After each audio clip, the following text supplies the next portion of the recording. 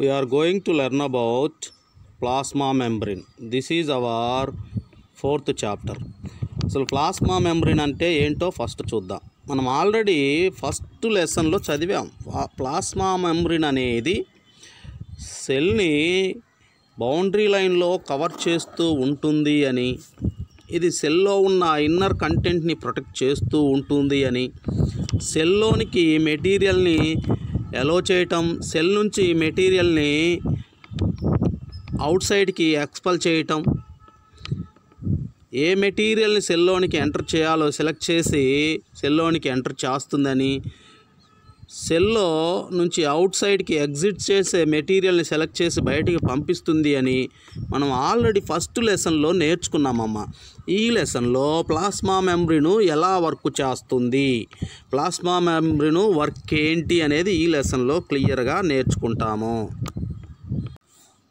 All the organism in the world are made up of cells. జీవులన్నీ కణాలతో నిర్మితమైనాయని మనం ఇంతకుముందు లెసన్లో నేర్చుకున్నాం. You know that cell is the basic unit of life. అది ఏ లెసన్ అంటే మనకు తెలుసు, ఫస్ట్ లెసన్ అయినా cell is the basic unit of life అనే లెసన్లో మనం నేర్చుకున్నాం. ఇది ఏ క్లాస్కు సంబంధించిందమ్మా అంటే ఈ లెసన్ 8th క్లాస్కు సంబంధించింది. You have learned about different parts of the cell and their specific duties in the chapter structure and function of the cell. మరి సెల్ అనేది స్పెసిఫిక్ ఫంక్షన్ని కలిగి ఉంటుందని, సెల్లో డిఫరెంట్ పార్ట్స్ ఉంటాయని, ఆ డిఫరెంట్ పార్ట్స్ వాటికి కేటాయించిన స్పెసిఫిక్ డ్యూటీని కలిగి ఉంటాయని structure and function of the cell అనే లెసన్లో, అది 9th క్లాస్లో, ఈ క్లాస్లోనే మనకి ఫస్ట్ చాప్టర్గా మనం చూసాము. It is very interesting to know how substances pass through cells. ఇక్కడ పదార్థాలు అనేవి సెల్ ద్వారా ఎలా పాస్ అవుతాయో అది చాలా ఇంట్రెస్ట్గా ఉండే విధానము. దాన్ని తెలుసుకోవటం అనేది చాలా ఇంట్రెస్ట్గా ఉంటుంది. There is a wonderful mechanism, let us learn. ఈ అధ్యాయంలో ఈ విషయాలన్నీ మనం నేర్చుకుంటాము. Activity 1, get in, go out. Let us look at the substances in the table. మరి కింద టేబుల్ ఇచ్చాడు, ఆ టేబుల్లో ఉన్న పదార్థాలను ఒక్కసారి మనం పరిశీలించాలి.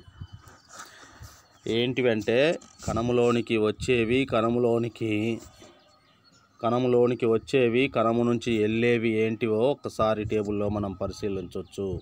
Some are needed by the cells while some are discards by the cells. మరి ఇక్కడ ఆల్రెడీ చూసాం ఏంటంటే మరికొన్ని కణంలోనికి వస్తాయి, మరికొన్ని కణం నుంచి తొలగించబడతాయి. ఇక్కడ డిస్కార్డ్ అని చూసాం. కొన్ని కణము నుంచి తొలగించబడతాయి, కొన్ని కణంలోనికి వచ్చి చేరతాయి. ఏ పదార్థాలు కణంలోనికి వచ్చి చేరతాయి, ఏ పదార్థాలు కణమును వదిలి బయటికి వెళ్ళిపోతాయో మనం చూద్దాము.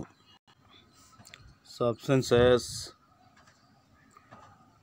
Should go into the cell, should go out of the cell. ఇక్కడ చూస్తున్నాం పదార్థము, సెల్లోనికి చేరే పదార్థము, సెల్ని వదిలిపోయే పదార్థము ఏంటివి చూద్దాం. Oxygen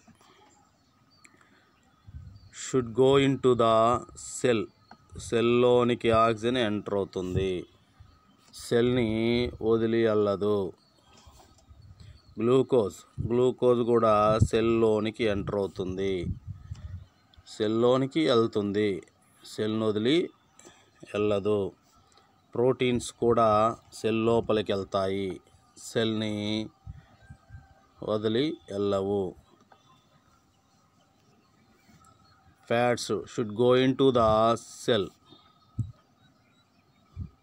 should go out of the cell అంటే should not go out of the cell, సెల్ని వదిలి బయటకు వెళ్ళవు. Vitamins should go into the cell, should not go out of the cell.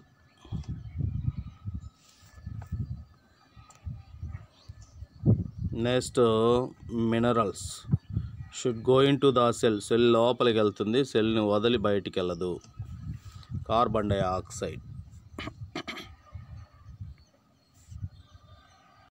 Carbon dioxide సెల్లోనికి వెళ్ళదు, సెల్లును వదిలి బయటికి వెళ్తుంది. వేస్ట్ కూడా సెల్లోనికి వెళ్ళవు, సెల్ నుంచి బయటకి వెళ్తాయి. ఈ విధంగా కణములోనికి ప్రవేశించేవేంటివి, కణముల నుంచి వదిలి బయటకు వెళ్ళేవేంటివి ఈ టేబుల్ ద్వారా మనం చూసాము. Identify and tick mark which substances should go in and which substances should go out of the cell. Already tick mark పెట్టి చూసాం, సెల్లోనికి ప్రవేశించేవేంటివి, సెల్ నుంచి బయటికి వెళ్ళేవేంటివి అని. Which substances should enter the cell, why. మరి ఏ సబ్స్టెన్సెస్ సెల్లోనికి వెళ్తాయి, ఎందుకు అంటే సెల్కి అవసరమైన పదార్థాలు మాత్రమే సెల్లోనికి వెళ్తాయి, వాటి వల్ల సెల్కి ఎలాంటి హార్మ్ఫుల్ కాదు కాబట్టి అవి సెల్లోనికి ఎంటర్ అవుతాయి. అవి సెల్ కూడా సర్వైవల్ అవ్వటానికి ఆ పదార్థాలు నీడ్ అవుతాయి కాబట్టి అవి సెల్లోనికి ఎంటర్ అవుతాయి. Next which substances should come out of the cell, why. ఎందుకు కొన్ని పదార్థాలు, ఏ పదార్థాలు సెల్ నుంచి బయటకు వెళ్తాయి అంటే సెల్కి హార్మ్ఫుల్గా ఫామ్ అయ్యే పదార్థాలు అవి ఎక్కువగా సెల్లో స్టోర్ అయితే హార్మ్ఫుల్ అవుతాయి. హార్మ్ఫుల్గా ఉన్న పదార్థాలు సెల్లో నుంచి బయటకి ఎక్స్పెల్ చేయబడతాయి. అవేంటివి? Carbon dioxide, waste. అవి సెల్లో ఉండకూడదు, ఉంటే సెల్లు డిస్ట్రాయ్ అయిపోతుంది కాబట్టి సెల్లు వాటిని బయటకి పంపించేస్తుంది. Can you name any other substances which should enter into the cell. కణంలోనికి ప్రవేశించే మరికొన్ని పదార్థాలు చెప్పండి అంటున్నాడు. ఏమేం పదార్థాలు చెప్పొచ్చు? మరికొన్ని పదార్థాలు అంటే వాటర్ను కూడా యాడ్ చేయొచ్చు. Water, oxygen, glucose, proteins, fats, vitamin, ఖనిజ మినరల్స్. వీటితో పాటు వాటర్ కూడా కణంలోనికి చేరుతుంది. which substances should enter into the cell and go out of the cell. కణము లోపలికి ప్రవేశించే పదార్థాలు మరియు కణము ఎలుపలికి ప్రవేశించే పదార్థాలు ఏంటివి?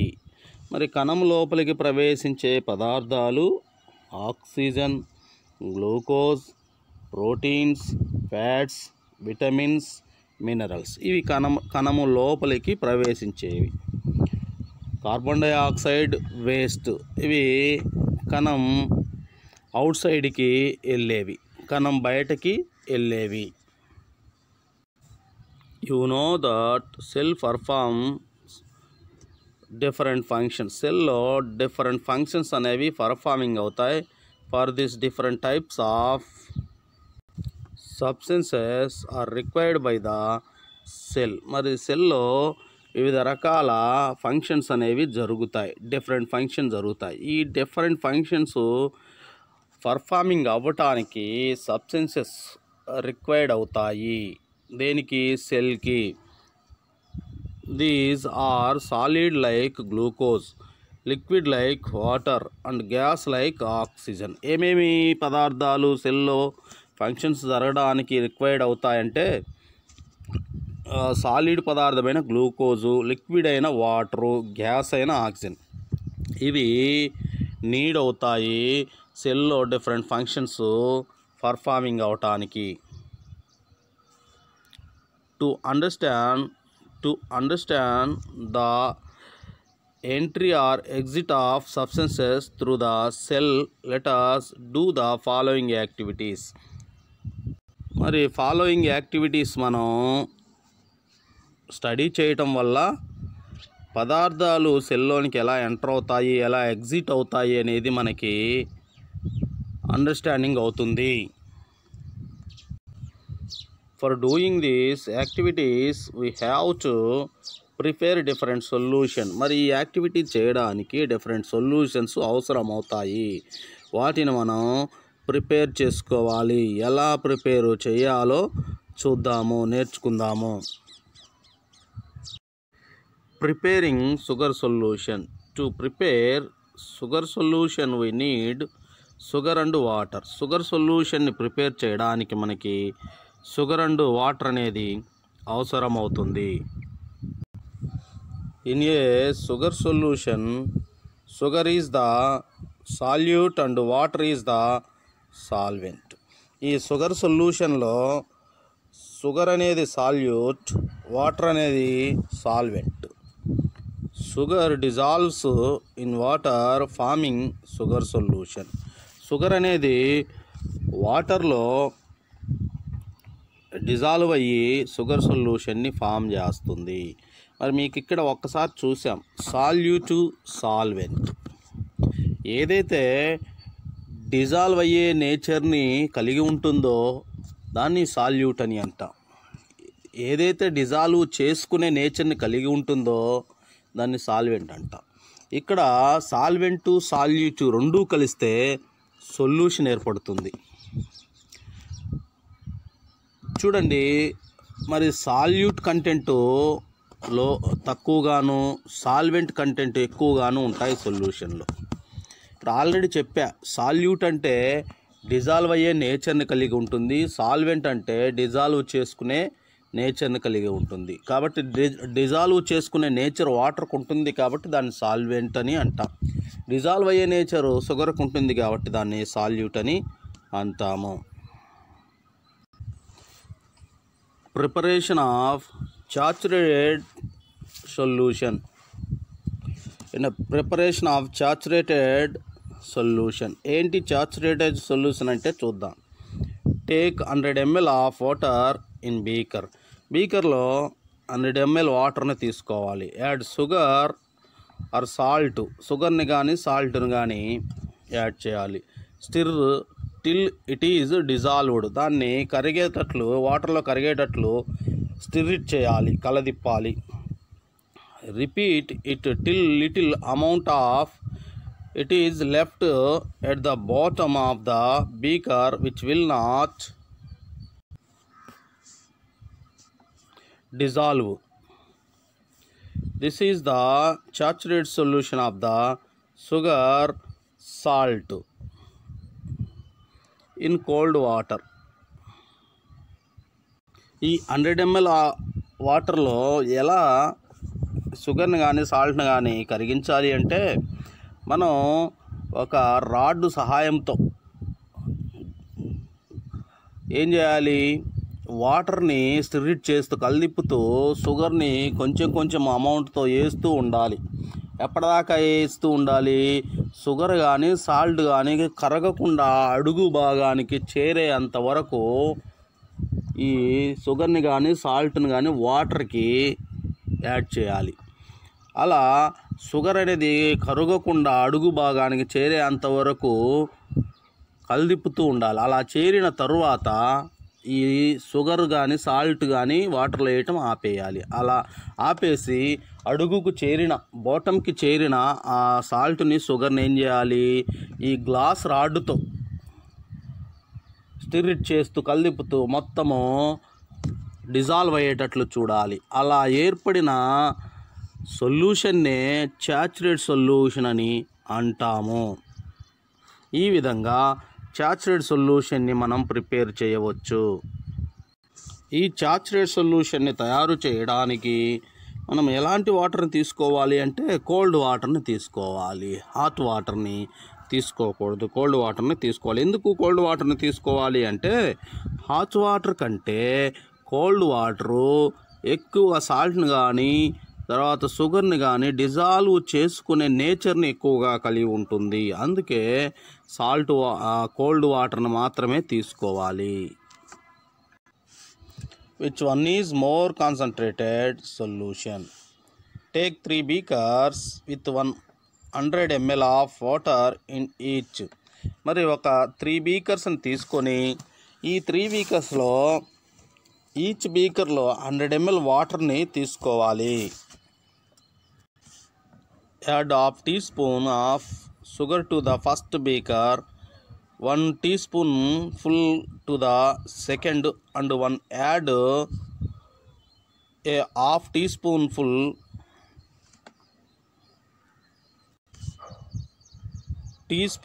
to the third.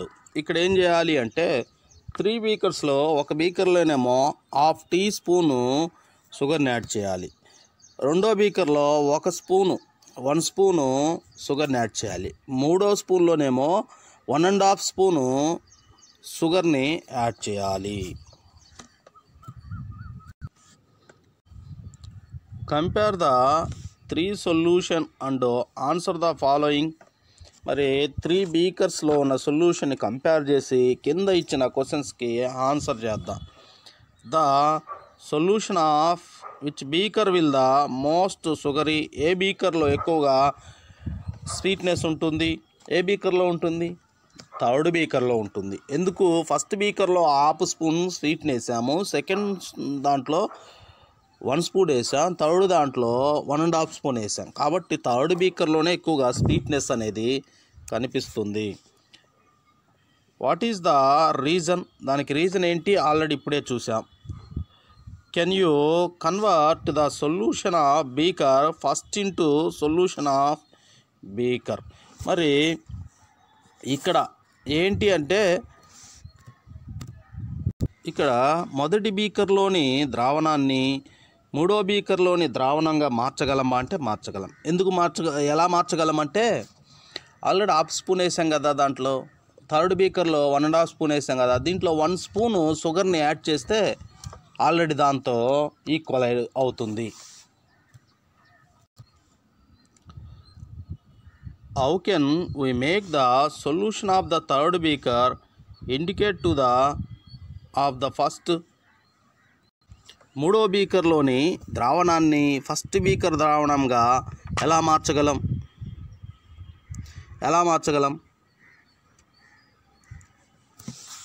How much water should we add to the solution in the third beaker to make it similar to solution of the first beaker?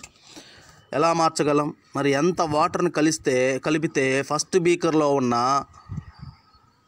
సొల్యూషన్కి equal అవుతుంది అంటే చూద్దాం. ఫస్ట్ బీకర్లో మనం ఏం తీసుకున్నాం? ఎంత వాటర్ని తీసుకున్నాం? 100 ml. ఎన్ని టీ స్పూన్లు కలిపాము అంటే హాఫ్ టీ స్పూను షుగర్ని కలిపాం.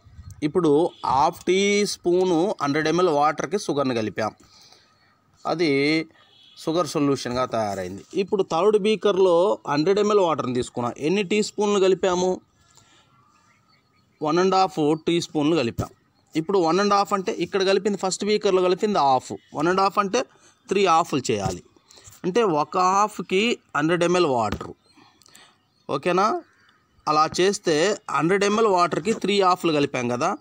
ఇక్కడ ఫస్ట్ బీకర్లో ఒక హాఫ్కి 100 ml వాటర్ కలిపాం. ఇంకెన్ని 100 ml వాటర్లు కలపాలంటే 200 ml వాటర్ కలిపితే ఫస్ట్ బీకర్కి థర్డ్ బీకర్కి 200 ml వాటర్ని కలిపితే అది ఫస్ట్ బీకర్ సొల్యూషన్తో ఈక్వల్ అవుతుంది. మరలా చెప్తానమ్మా. Solution with different amount of solute dissolved in them are solution of different concentration. మరి సొల్యూషన్లో కలిసే సాల్యూట్ని బట్టి సొల్యూషన్ యొక్క కాన్సన్ట్రేషన్ అనేది ఎక్కువగా ఉంటుంది. The amount of sugar In the 100 ml of water is the concentration of the sugar. మరి ఏ 100 ml వాటర్లో sugar యొక్క అమౌంట్ ఎక్కువగా ఉంటుందో అది కాన్సన్ట్రేషన్ సొల్యూషన్ అని చెప్తాం. Which beaker as the most concentrated solution. మరి ఈ 3 బీకర్లో ఏది మోస్ట్ కాన్సన్ట్రేషన్ సొల్యూషన్ అని చెప్తాం? Third beaker. ఎందుకని? 1.5 3 స్పూన్ల షుగర్ని కలిపాం కాబట్టి అదే కాన్సన్ట్రేటివ్ సొల్యూషన్ అని చెప్పగలము. కాబట్టి సొల్యూషన్ యొక్క కాన్సన్ట్రేట్ అనేది దేని మీద ఆధారపడి చెప్తాము అంటే ఆల్రెడీ మనం ఇప్పుడే చూసాం. సొల్యూషన్ యొక్క కాన్సన్ట్రేట్ దేనిపై డిపెండ్ అవుతుంది అంటే సొల్యూషన్లో ఉన్న సాల్యూట్ పైన డిపెండ్ అవుతుంది. సొల్యూషన్లో ఉన్న సాల్యూట్ మోర్గా ఉంటే ఆ సొల్యూషను కాన్సన్ట్రేట్ సొల్యూషన్ అని చెప్తాము. చూడండి అమ్మా, ఫస్ట్ బీకర్లో మనం 100 ml వాటర్ని తీసుకున్నాం. థర్డ్ బీకర్లో కూడా 100 ml వాటర్ని తీసుకున్నాం. ఫస్ట్ బీకర్కి 1/2 టీ స్పూను షుగర్ని కలిపాం. Third బీకర్కి 1.5 tea స్పూన్ను కలిపాం. ఇప్పుడు థర్డ్ బీకరు ఫస్ట్ బీకర్తో ఈక్వల్ కావాలంటే ఏం చేయాలి అంటే ఇప్పుడు 1/2 స్పూన్కి 100 ml కలిపాము. ఇక్కడ కూడా 100 ml 1/2 స్పూన్కి కలిపాము. ఇంకా 2 హాఫ్లు ఉన్నాయి కదా, దీనికి 100 దీనికి 100. 200 ml వాటర్ని యాడ్ చేస్తే 200 ml వాటర్ని థర్డ్ బీకర్లో యాడ్ చేస్తే అది ఫస్ట్ బీకరు సొల్యూషన్ గాఢతకి ఈక్వల్ అవుతుంది, సొల్యూషన్ కాన్సన్ట్రేటెడ్కి ఈక్వల్ అవుతుంది. కాబట్టి థర్డ్ బీకర్లు ఫస్ట్ బీకర్లో ఉన్న సొల్యూషన్ కాన్సన్ట్రేటెడ్కి ఈక్వల్ కావాలంటే ఏం చేయాలి? ఈ విధంగా వాటర్ని కలిపితే అది ఫస్ట్ బీకరు కాన్సన్ట్రేషన్తో ఈక్వల్ అవుతుంది. ల్యాబ్ యాక్టివిటీ ఏమో observation of material in different solution. Observation of material in different solution ఏమో ఏంటంటే డిఫరెంట్ సొల్యూషన్ యొక్క కాన్సన్ట్రేషన్ని పరిశీలించడం.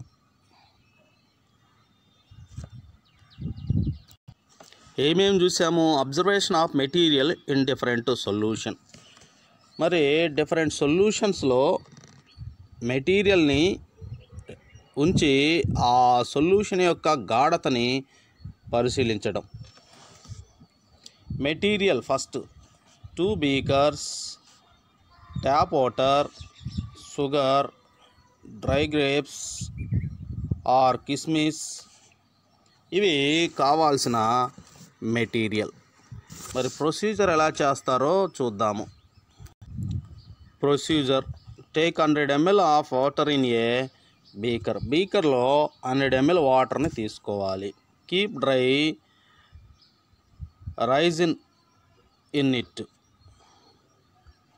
దానిలో ఎండు ద్రాక్షని వేయాలి, వాటర్లో ఎండు ద్రాక్షని వేయాలి. చూడండి, బీకర్ని తీసుకొని దానిలో 100 ml వాటర్ని తీసుకొని 100 ml వాటర్ ఏం చేసాం? దానికి కిస్మిస్ని ఎండు ద్రాక్షని యాడ్ చేసాం. ఇది experiment. Leave it for 1 hour. అలా వాటర్కి డ్రై గ్రేప్స్ని యాడ్ చేసిన తర్వాత 1 hour వదిలేస్తాం. Observe what has happened. పరిశీలించాలి, ఏం జరిగిందో పరిశీలించాలి. Take it out and compare it with the dry Ryzen. తర్వాత ఏం చేయాలి అంటే తర్వాత 1 hour తర్వాత ఆ వాటర్ నుంచి డ్రై గ్రేప్స్ని బయటికి తీసి బయట ఉన్న డ్రై గ్రేప్స్తో కంపేర్ చేయాలి. Is there any change in the size of కిస్మిస్లో ఎనీ చేంజ్, ఏదైనా మార్పు ఏమైనా కనిపిస్తుందా? Did you ever observation that your mother dipped wilted vegetables in water. మరి మన మదరు వంట చేసేటప్పుడు వాడిపోయిన వెజిటేబుల్స్ని వాటర్లో వేసినప్పుడు can you identify the reason? వాటర్లో వేసినప్పుడు ఏం జరుగుతుంది? అలా కొంతసేపు వాటర్లో ఆ వెజిటబుల్ ఉంచినప్పుడు ఏం జరుగుతుంది, నువ్వు ఎప్పుడైనా చూసావంటే ఆ వెజిటబుల్ యొక్క సైజ్ అనేది ఇంక్రీజ్ అవుతుంది. దానికి నువ్వు అలా పరిశీలిస్తే ఆ వెజిటబుల్ యొక్క సైజ్ అనేది ఇంక్రీజ్ అవుతుంది. దానికి రీజన్ ఏంటి? ఇక్కడ కూడా ఏం జరుగుతుంది, కిస్మిస్ యొక్క సైజు ఇంక్రీజ్ అవుతుంది. అలా ఇంక్రీజ్ కావడానికి కారణం ఏంటి చూద్దాం. Then take 100 ml of saturate solution of sugar in beaker. ఒక బీకర్లో మరొక బీకర్లో ఇందాక వాటర్ తీసుకున్నా, ఇప్పుడు ఇంకొక బీకర్లో మరొక బీకర్లో 100 ml సాచురేట్ సొల్యూషన్, షుగర్తో తయారు చేయబడిన సాచురేట్ సొల్యూషన్ని 100 ml సాచురేట్ సొల్యూషన్ బీకర్లో తీసుకుంటాం. విచ్ వాజ్ ఆల్రెడీ ప్రిపేర్ చేసిన షుగర్ సొల్యూషన్ని తీసుకుంటాము. చూడండి, ఈ విధంగా 100 ml సాచురేట్ సొల్యూషన్ని తీసుకుంటాము.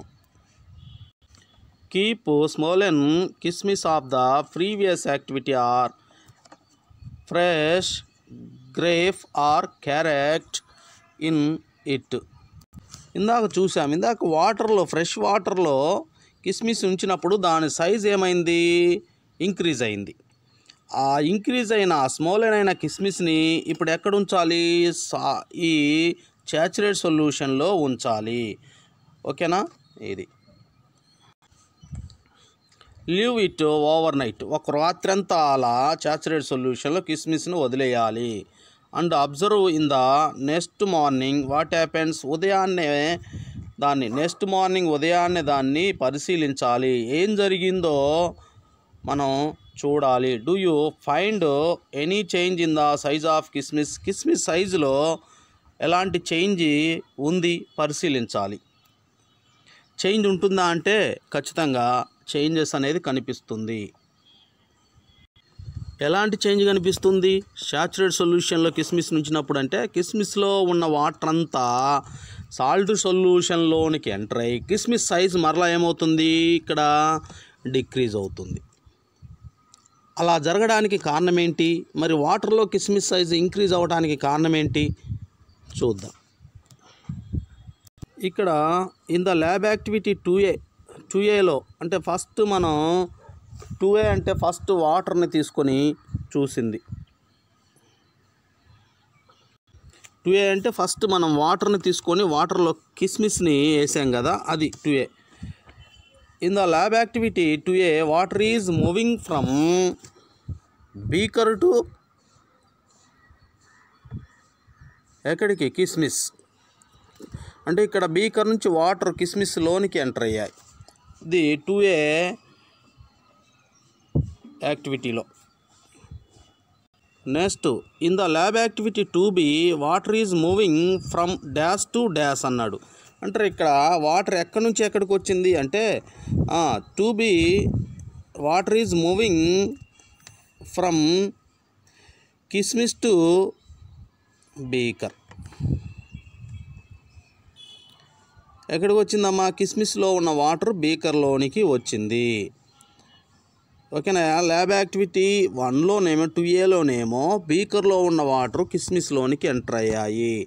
2Bలోనేమో కిస్మిస్లో ఉన్న వాటరు ఎక్కడికి వెళ్ళాయి, బీకర్లోనికి వెళ్ళాయి. అందుకే ఇక్కడ సైజ్ అనేది డిక్రీజ్ అయింది. అక్కడ 2Aలోనేమో కిస్మిస్ సైజ్ అనేది ఇంక్రీజ్ అవ్వటానికి కారణము బీకర్లో ఉన్న వాటర్ కిస్మిస్లోనికి ఎంటర్ అవ్వటం. Let us think how water goes in and come out of కిస్మిస్. మరి కిస్మిస్లోనికి వాటర్ ఎలా వెళ్ళింది, మళ్ళీ బయటికి ఎలా వెళ్ళింది ఒకసారి ఆలోచించండి. Does the layer permit water to pass through. ఆ లేయర్, కిస్మిస్ యొక్క లేయరు వాటర్ని పాస్ అయ్యేటట్టు పర్మిట్ చేసిందా? హౌ డస్ ఇట్ వర్క్స్, అది ఎలా పనిచేసింది? The cells in the outer layer of కిస్మిస్ permit water to pass through. మరి ఆల్రెడీ మనం చూసాం, ఫస్ట్లో సెల్ ఎలాగ కొన్ని పదార్థాలను లోపలికి పంపించిందో, బయటకి ఎలా పదార్థాలను పంపించిందో ఆల్రెడీ చూసాం. ఆ విధంగానే సెల్ని కవర్ చేస్తున్న లేయరు ప్లాస్మా మెంబ్రేన్ అనేది పదార్థాలను లోపలికి ఎలా పంపించింది, బయటకి ఎలా పంపించిందో ఆ విధంగానే కిస్మిస్ని కవర్ చేస్తున్న లేయర్ కూడా అదే సెల్ మెమరీని ఏ విధంగా అయితే పనిచేసిందో ఆ కిస్మిస్ని కవర్ చేస్తున్న లేయర్ కూడా ఆ విధంగానే పనిచేసింది. Learn more about the process, let us do the following activities. మరి ఈ ప్రాసెస్ని ఏమంటారు? ఇలా సెల్లోనికి వాటర్ ఎంటర్ అవ్వటం, సెల్ నుంచి వాటర్ లీవ్ అవ్వటం, ఈ ప్రాసెస్ని ఏమంటారో నెక్స్ట్ ఎక్స్పెరిమెంట్లో మనం నేర్చుకుంటాము.